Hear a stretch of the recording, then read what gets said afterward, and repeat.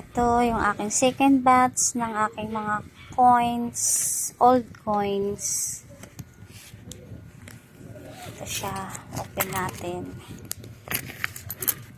Pakita ko sa inyo. Ayan. Ito. Alala nyo to.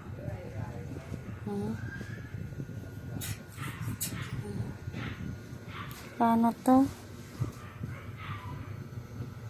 1963, 5 centimo kalabaw, 10 centimo. Alam nyo ba guys, iba ang tunog ng kalansing nya ng lumang pera.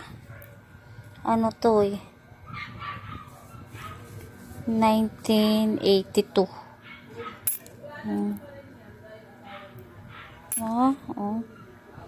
Mga sentimo to.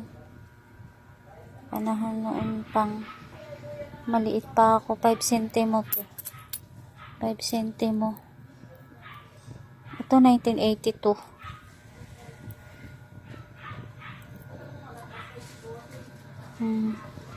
Walang sino pa ang president nito.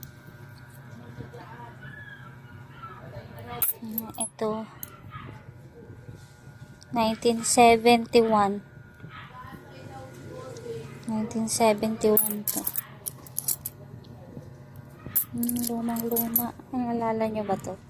Oh, mga nung maliit pa ako piso, ang saya-saya pag nakakahawak ka nito noon. Dami mong nabibili nito.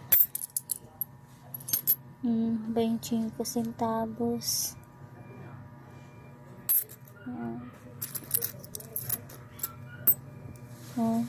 Ayun. Wala lang akong malaki nito. 50 centavos. Yung agila. Ayun. Yung 25 noon. Diba? Pag may problema ako, ito lang tinitingnan ko. Nawawala ang pagod ko. Giting-giting. Meron pa ako yung ano ba to? Antipolo. Ano nakasulat dito? Ika-40 taon ng Antipolo Rizal.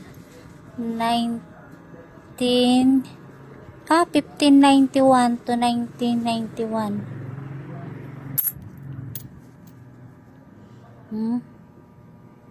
Diba? Mga ano to eh, mga napulot ko to noon nung nag-undoy dito sa Marikina. Ang kalat nito, ang dami.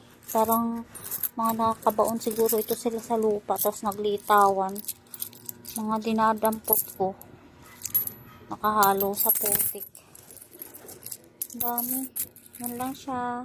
Pakita ko naman din sa part 3 yung aking lumang mga papel. Thank you.